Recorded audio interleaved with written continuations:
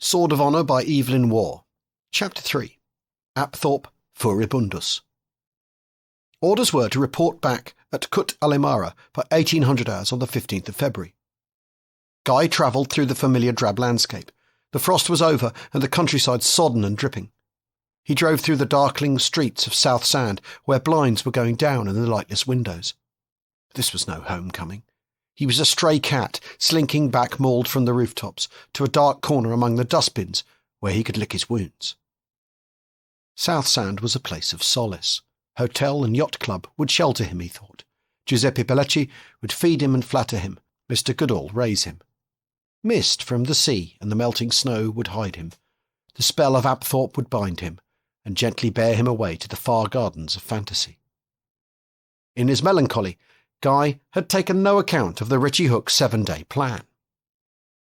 Later, in his military experience, when Guy had caught sight of that vast, uniformed and bemedalled bureaucracy by whose power alone a man might stick his bayonet into another, and had felt something of its measureless obstructive strength, Guy came to appreciate the scope and speed of the Brigadier's achievement.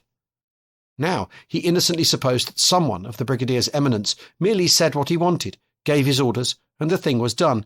But even so he marvelled, for in 7 days Kut Alimara had been transformed, body and soul. Gone were Major McKinney and the former directing staff and the civilian caterers. Gone too was Trimmer. A notice on the board headed Strength, Decrease of, stated that his temporary commission had been terminated. With him went 2 other delinquents and a young man from the depot whose name was unfamiliar to Guy, for the sufficient reason that he had been absent without leave for the whole of the course at South Sand. In their stead were a group of regular officers, Major Tickeridge among them. They sat at the back of the mess behind the Brigadier when at 6 o'clock on the first evening he rose to introduce them. He held his audience for a moment with his single eye. Then he said, "Gentlemen, these are the officers who will command you in battle." At those words Guy's shame left him and pride flowed back. He ceased for the time being to be the lonely and ineffective man, the man he so often thought he saw in himself, past his first youth, cuckold, wastrel, prig. He was one with his regiment, with all their historic feats of arms behind him, with great opportunities to come. He felt, from head to foot, a physical tingling and bristling, as though charged with galvanic current. The rest of his speech was an explanation of the new organisation and regime. The brigade had already taken embryonic form. The temporary officers were divided into 3 battalion groups of a dozen each, under the regular major and captain, who would eventually become respectively their commanding officer and adjutant. All were to live in. Permission to sleep out would be given to married men for Saturday and Sunday nights only. All would dine in mess for at least 4 nights a week. "That is all, gentlemen. We will meet again at dinner." When they left the mess, they found that the tabletop over the fireplace in the hall had been covered in their brief absence with typewritten sheets. Gradually, spelling his way through the official abbreviations, Guy learned that he was in the 2nd Battalion under Major Tickeridge, and the Captain Saunders with whom Apthorpe had once so notably played golf. With him were Apthorpe, Sarum Smith, D'Souza, Leonard, and 7 others, all from the barracks. He was back in Passchendaele, as was Apthorpe. Then and later he learned of other changes. The closed rooms of the house were now thrown open. One was labelled Brigade HQ and held a brigade major and 2 clerks. The headmaster's study housed 3 battalion orderly rooms. There were also a regular quartermaster with an officer and a clerk, 3 regimental sergeant majors, halberdier cooks, new younger halberdier servants, 3 lorries, a Humber Snipe, 3 motor bicycles, drivers, a bugler. The day's routine was a continuous succession of parades, exercises and lectures from 8 in the morning till 6. Discussions would be held after dinner on Mondays and Fridays. Night operations also were 2 a week. "I don't know how Daisy will take this," said Leonard. She took it, Guy learned later, very badly, and returned heavy and cross to her parents. Most of the young officers were worried. Apthorpe, who had mentioned in the train that he was suffering from a touch of tummy, looked more worried than anyone. "It's the question of my gear," he said. "Why not leave it at your digs?" "At the Commodore's. Pretty awkward, old man, in the case of a sudden move. I think I'd better have a palaver with the QM about it." And later, "Do you know, the QM wasn't a bit helpful. Said he was busy. Seemed to think I was talking about superfluous clothing. He even suggested I might have to scrap half of it when we move under canvas. He's just one of those box-wallers. No experience of campaigning. I told him so, and he said he'd served in the ranks in Hong Kong. Hong Kong, I ask you, about the cushiest spot in the whole empire. I told him that too. Why is it all so important to you, Apthorpe? My dear fellow, it's taken me years to collect.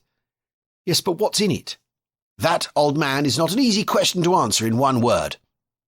Everyone dined in the mess that first evening. At 10:30, the Brigadier said, Well, gentlemen, Bedfordshire for you. I've got work. You haven't got a training programme yet. He led his staff away into the room marked Brigade HQ. It was 2:00 when Guy heard them disperse. The training programme followed no textbook. Tactics, as interpreted by Brigadier Richie Hooke, consisted of the art of biffing. Defence was studied cursorily and only as the period of reorganisation between two bloody assaults. The withdrawal was never mentioned. The attack and the element of surprise were all. Long, raw, misty days were passed in the surrounding country with maps and binoculars. Sometimes they stood on the beach and biffed imaginary defenders into the hills. Sometimes they biffed imaginary invaders from the hills into the sea. They invested downland hamlets and savagely biffed imaginary hostile inhabitants. Sometimes they merely collided with imaginary rivals for the use of the main road and biffed them out of the way. Guy found that he had an aptitude for this sort of warfare. He read his map easily and had a good eye for country. When townsmen like Sarum Smith gazed blankly about them, Guy could always recognise dead ground and covered lines of approach. Sometimes they worked singly, sometimes in syndicates. Guy's answers usually turned out to be the staff solution. At night, when they were dropped about the downs with compass bearings to guide them to a meeting place, Guy was usually one of the first home. There were great advantages in a rural upbringing. In the discussion, too, he did well. These were debates on the various more recondite aspects of biffing. The subjects were announced beforehand, with the implication that the matters should be given thought and research. When the evening came, most were drowsy, and Apthorpe's fine show of technical vocabulary fell flat. Guy spoke up clearly and concisely. He realised that he was once more attracting favourable notice. The thaw gave place to clear cold weather. They returned to Mudshaw Range, but with the Brigadier in charge. This was a period before the invention of battle schools. The firing of a live round, as Guy well knew, was attended with all the solemnity of a salute at a funeral, always and everywhere, except when Brigadier Richie Hooke was about. The sound of flying bullets exhilarated him to heights of levity. He went to the butts to organise snap shooting. Markers raised figure targets at unpredictable points, drawing bursts of Bren fire. The Brigadier soon tired of this, put his hat on a stick, and ran up and down the trench, raising, lowering, waving it, promising down the telephone a sovereign to the man who hit it. All missed. Enraged, he popped his head above the parapet, shouting, "Come on, you young blighters, shoot me!" He did this for some time, running, laughing, ducking, jumping, until he was exhausted, though unwounded. It was a period when ammunition was short. 5 rounds a man was the normal training allowance. Brigadier Richie Hooke had all the Brens firing at once, continuously, their barrels overheated, changed, plunged sizzling into buckets of water, while he led his young officers on all fours, in front of the targets, a few inches below the rain of bullets. 2. The newspapers, hastily scanned, were full of Finnish triumphs. Ghostly ski troops, Guy read, swept through the sunless Arctic forests, harassing the mechanised divisions of the Soviet, who had advanced with mass bands and portraits of Stalin, expecting a welcome, ill-equipped, underfed, quite ignorant of whom they were fighting and why. English forces, delayed only by a few diplomatic complications, were on their way to help. Russian might have proved to be an illusion. Mannerheim held the place in English hearts, won in 1914 by King Albert of the Belgians. Then, quite suddenly, it appeared that the Finns were beaten. No one at Kut Alimara House seemed much put out by the disaster. For Guy, the news quickened the sickening suspicion he had tried to ignore, had succeeded in ignoring more often than not in his service in the halberdiers, that he was engaged in a war in which courage and a just cause were quite irrelevant to the issue. Apthorpe said, "I've other things to worry about." And Guy at once knew that there must have been a new development in the tense personal drama which all that lent was being played against the background of the Brigadier's training methods, which, indeed, drew all its poignancy from them and itself formed their culminating illustration.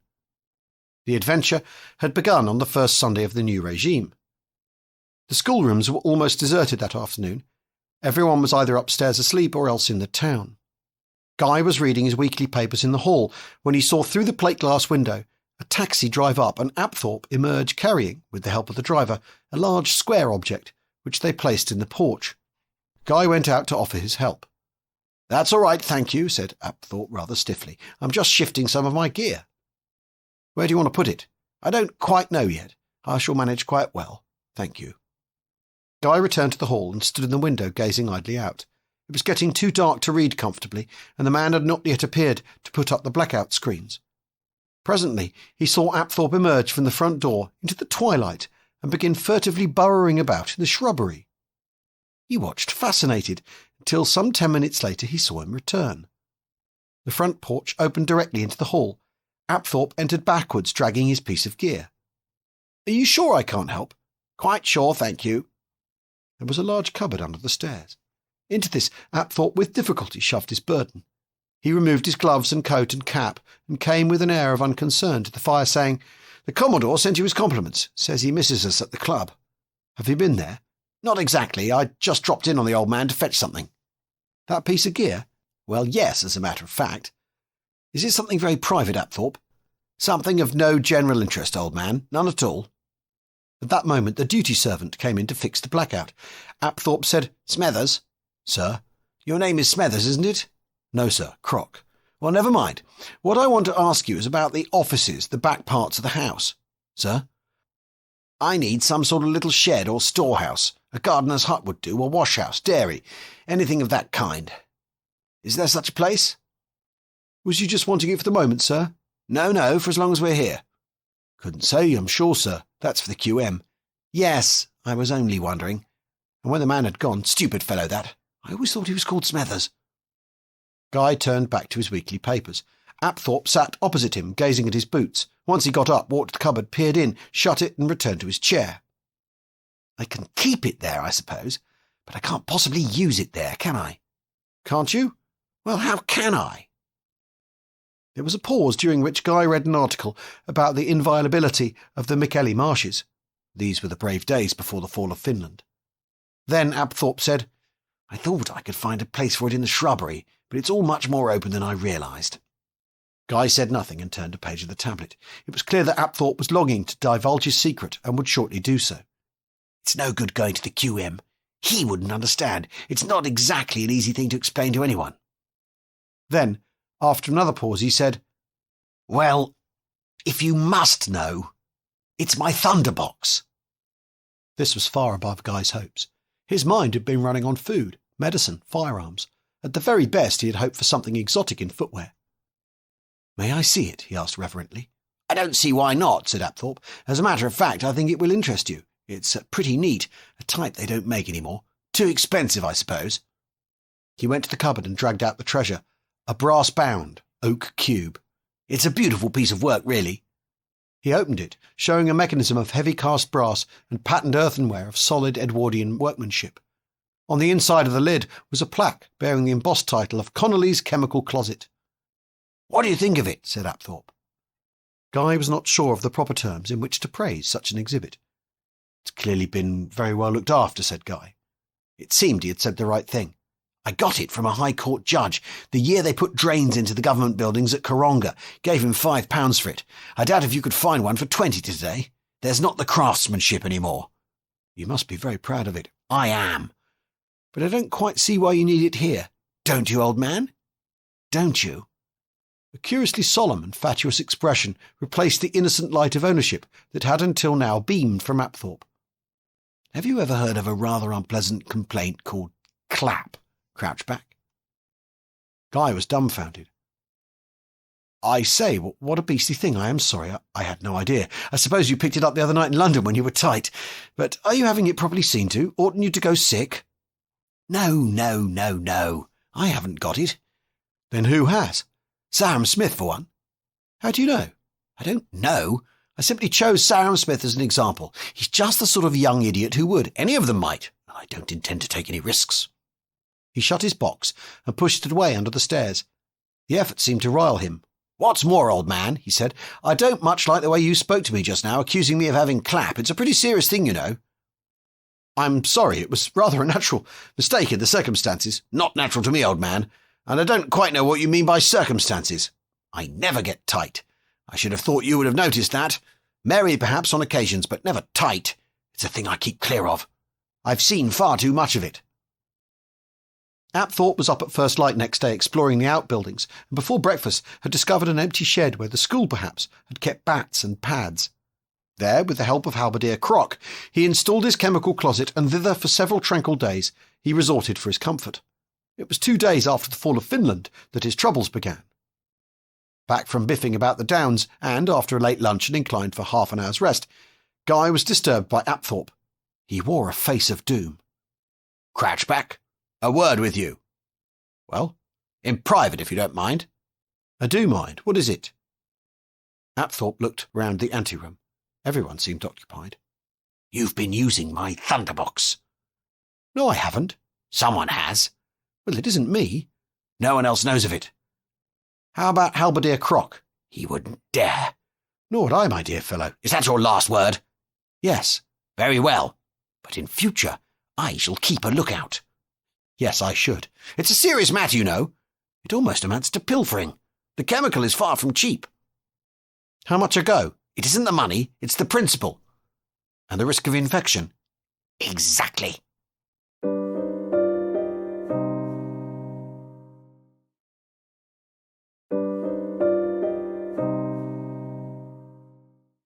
For 2 days, Apthorpe posted himself in the bushes near his shed and spent every available minute on watch.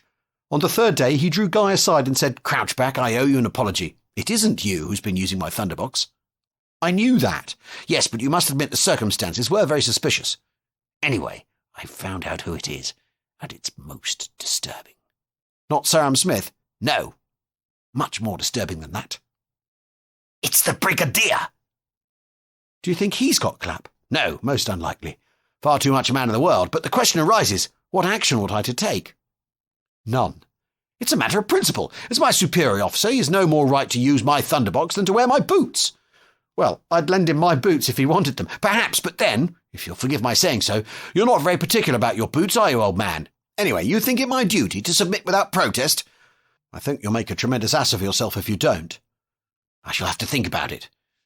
Do you think I ought to consult the BM?" "No." "You may be right." Next day, Apthorpe reported, "Things are looking worse."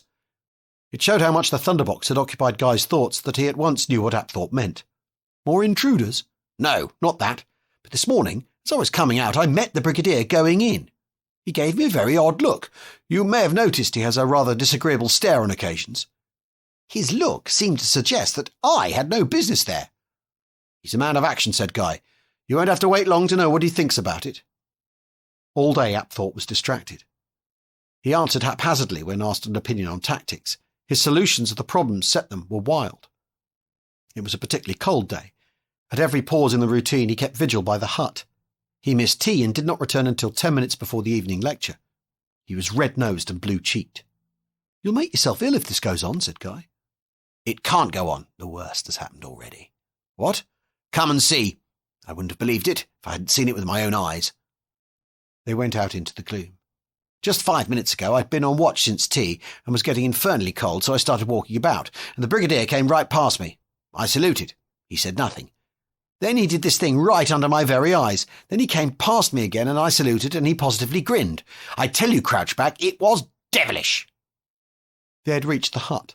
Guy could just see something large and white hanging on the door. Apthorpe turned his torch on it, and Guy saw a neatly inscribed notice, "Out of bounds to all ranks, below Brigadier." "He must have had it specially made by one of the clerks," said Apthorpe awfully. "It's put you in rather a fix, hasn't it?" said Guy. "I shall send in my papers." "I don't believe you can in wartime." "I can ask for a transfer to another regiment." "I should miss you, Apthorpe, more than you can possibly believe. Anyway, there's a lecture in 2 minutes. Let's go in." The Brigadier himself lectured. Booby traps, it appeared, were proving an important feature of patrol work on the Western Front. The Brigadier spoke of tripwires, detonators, anti-personnel mines. He described in detail an explosive goat which he had once contrived and driven into a Bedouin encampment.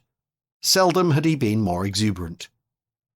This was one of the evenings when there was no discussion or night exercise, and it was generally accepted that those who wished might dine out. "Let's go to the Garibaldi," said Apthorpe. "I won't sit at the same table with that man. You must dine with me as my guest." There, in the steam of minestrone, Apthorpe's face became a healthier colour, and strengthened by Barolo, his despair gave place to defiance. Pellecci leant very near while Apthorpe rehearsed his wrongs. The conversation was abstruse. Thunderbox, an invention of this capable officer's, unjustly misappropriated by a superior, was clearly a new weapon of value. "I don't think," said Apthorpe, "it would be any good appealing to the Army Council, do you?" No. "You could not expect them to meet a case like this with purely open minds. I don't suggest positive prejudice, but, after all, it's in their interest to support authority if they possibly can. If they found a loophole—" "You think there are loopholes in your case?" "Quite frankly, old man, I do. In a court of honour, of course, the thing would be different. But in its purely legal aspect, one has to admit that the Brigadier is within his rights in putting any part of the brigade premises out of bounds. It is also true that I installed my thunderbox without permission. That's just the sort of point the Army Council would jump on." "Of course," said Guy. "It's arguable that since the thunderbox has not risen to the rank of Brigadier, it is itself, at the moment, out of bounds." "You've got it, Crouchback. You've hit the nail right on the head." He goggled across the table with frank admiration. "There's such a thing, you know, as being too near to a problem. Here, I've been turning this thing over and over in my mind till I felt quite ill with worry. I knew I needed an outside opinion. Anybody's, just someone who wasn't personally implicated. I've no doubt I'd have come to the same solution myself sooner or later, but I might have worried half the night. I owe you a real debt of gratitude, old man." More food arrived and more wine. Giuseppe Pellecci was out of his depth. Thunderbox, it now appeared, was the code name of some politician of importance, but no military rank, held concealed in the district. He would pass the information on, for what it was worth. Keener brains than his should make what they could of it. He had no ambition to rise in his profession. He was doing nicely out of the restaurant. He had worked up the goodwill of the place himself. Politics bored him and battles frightened him. It was only in order to escape military service that he had come here in the first place. "And afterwards a special zabaglione, gentlemen." "Yes," said Apthorpe. "Yes, rather. Let's have all you've got.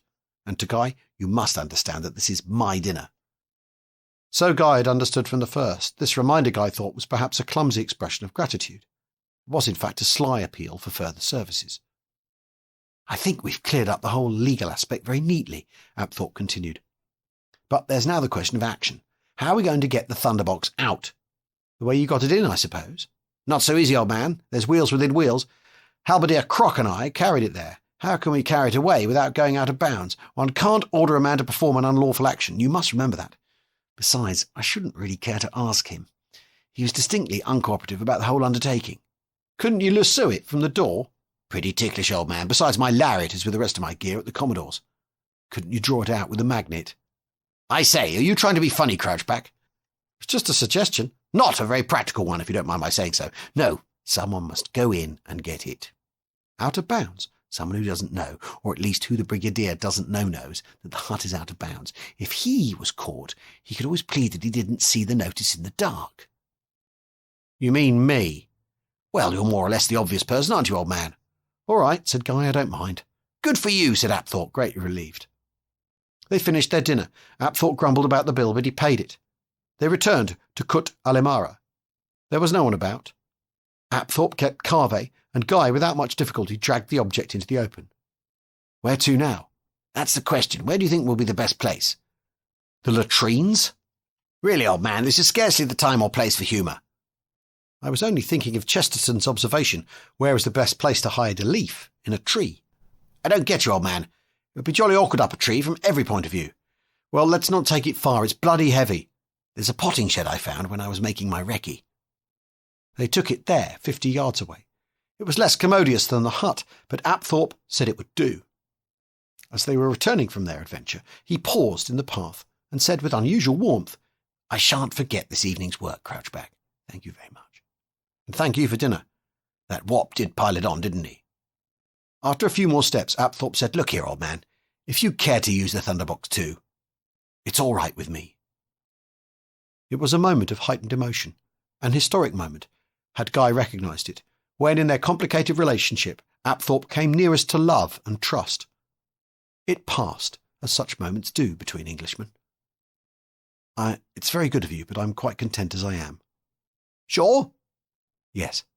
"That's all right then," said Apthorpe, greatly relieved. Thus Guy stood high in Apthorpe's favour, and became with him joint custodian of the thunderbox. 3. In full retrospect, all the last weeks of March resolved themselves into the saga of the chemical closet. Apthorpe soon forgot his original motive for installing it. He was no longer driven by fear of infection. His right of property was at stake. Waiting to fall in on the morning after the first translation, Apthorpe drew Guy aside. Their new comradeship was on a different plane from frank geniality. They were fellow conspirators now. It's still there. Good. Untouched. Fine. I think, old man, that in the circumstances we had better not be seen talking together too much. Later, as they went into the mess for luncheon, Guy had the odd impression that someone in the crowd was attempting to hold his hand. He looked about him and saw Apthorpe near, with averted face, talking with great emphasis to Captain Sanders. Then he realised that a note was being passed to him.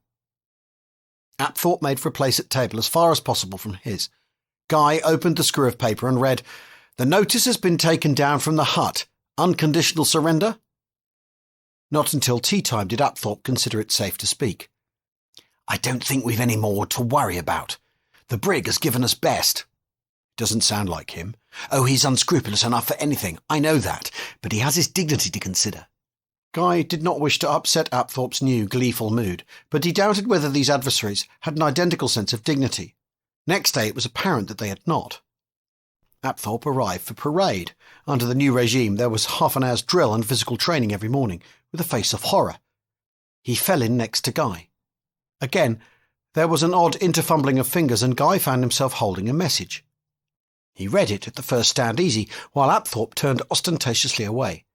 "Must speak to you alone, first opportunity. Gravest developments." An opportunity came halfway through the morning. "The man's mad. A dangerous certifiable maniac. I don't know what I ought to do about it." "What's he done now?"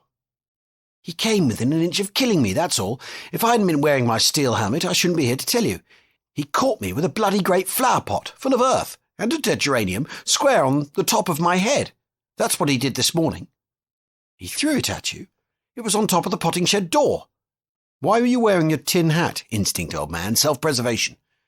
"But you said last night you thought the whole thing was over. Apthorpe, do you always wear your tin hat on the thunderbox?"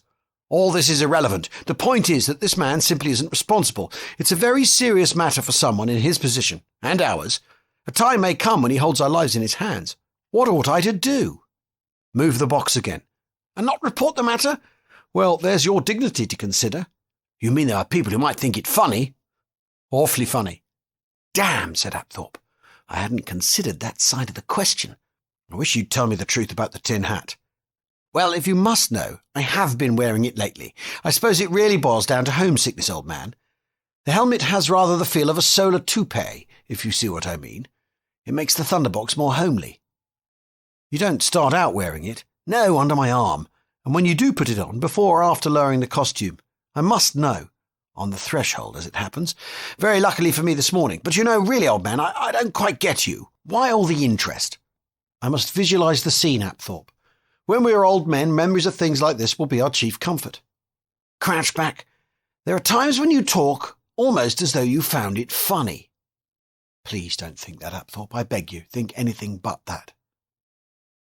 Already, after so brief a reconciliation, Apthorpe was getting suspicious. He would have liked to be huffy, but did not dare.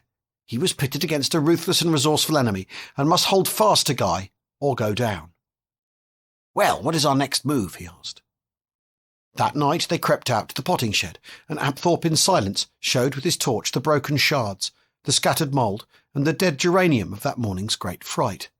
In silence he and Guy lifted the box and bore it, as they had planned, back to its original home in the games hut. Next day the Brigadier appeared at first parade.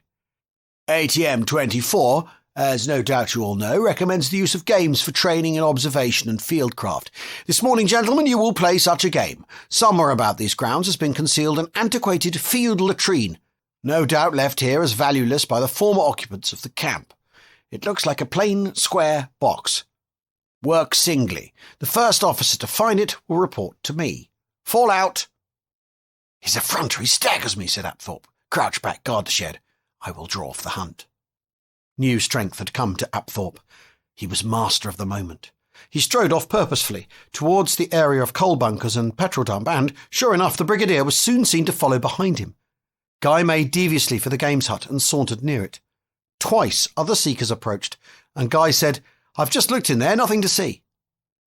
Presently the bugle recalled them. The brigadier received the nil report, mounted his motorcycle and drove away scowling ominously, but without a word. He did not reappear at all that day. "A bad loser, old man," said Apthorpe. But next day, the out-of-bounds notice was back on the shed. As Guy foresaw, those mad March days and nights of hide-and-seek drained into a deep well of refreshment in his mind, but in retrospect the detail of alternate ruse and counter-ruse faded and grew legendary. He never again smelled wet laurel or trod among pine needles without reliving those encumbered night prowls with Apthorpe, those mornings of triumph or disappointment. But the precise succession of episodes, indeed their very number, faded and were lost among later, less childlike memories. The climax came in Holy Week at the very end of the course. The brigadier had been in London for 3 days, on the business of their next move. The thunderbox stood in a corner of the playing field, unhoused but well hidden between an elm tree and a huge roller. There for 3 days Apthorpe enjoyed undisputed rights of property. The brigadier returned in alarmingly high spirits.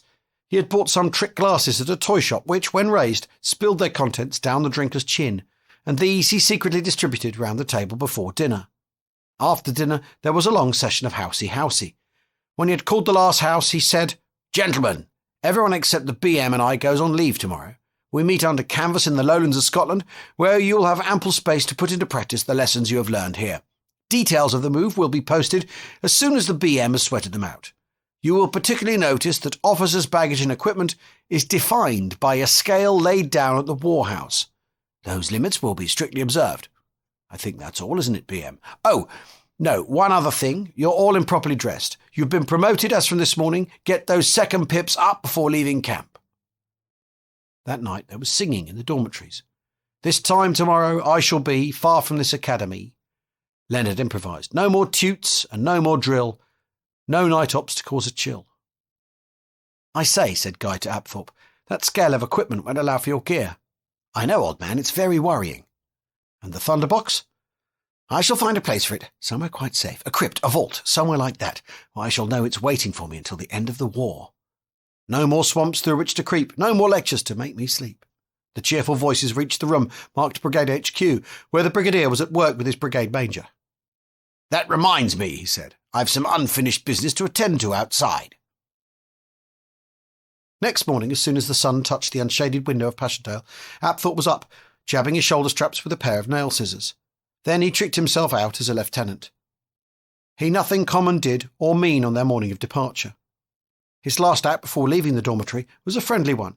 He offered to lend Guy a pair of stars from a neat leather stud box, which he now revealed to be full of such adornments, and of crowns too. Then, before Guy had finished shaving, Apthorpe, correctly dressed and bearing his steel helmet under his arm, set out for his corner of the playing field. The spot was not a furlong away. In less than 5 minutes, an explosion rattled the windows of the schoolmaster. Various jolly end-of-term voices rose from the dormitories. "Air raid! Take cover! Gas!" Guy buckled his belt and hurried out to what he knew must be the scene of the disaster. Wisps of smoke were visible. He crossed the playing field. At first there was no sign of Apthorpe. Then he came upon him, standing leaning against the elm, wearing his steel helmet, fumbling with his trouser buttons, and gazing with dazed horror on the wreckage which lay all around the roller. "I say, are you hurt?" "Who is that? Crouch back? I don't know. I simply don't know, old man." Of the thunderbox there remained only a heap of smoking wood, brass valves, pinkish chemical powder scattered many yards, and great jags of patterned china. "What happened?" "I don't know, old man. I just sat down. There was a frightful bang, and the next thing I knew, I was on all fours on the grass, right over there." "Are you hurt?" Guy asked again. "Shock," said Apthorpe. "I don't feel at all the thing." Guy looked more closely at the wreckage. It was plain enough from his memories of the last lecture what had happened. Apthorpe removed his steel helmet, recovered his cap, straightened his uniform, put up a hand to assure himself that his new stars were still in place. He looked once more on all that remained of his thunderbox. The mot juste, thought Guy. He seemed too dazed for grief. Guy was at a loss for words of condolence. "Better come back to breakfast." They turned silently towards the house. Apthorpe walked unsteadily across the wet, patchy field, with his eyes fixed before him. On the steps he paused once and looked back. There was more of high tragedy than of bitterness in the epitaph he spoke. Biffed.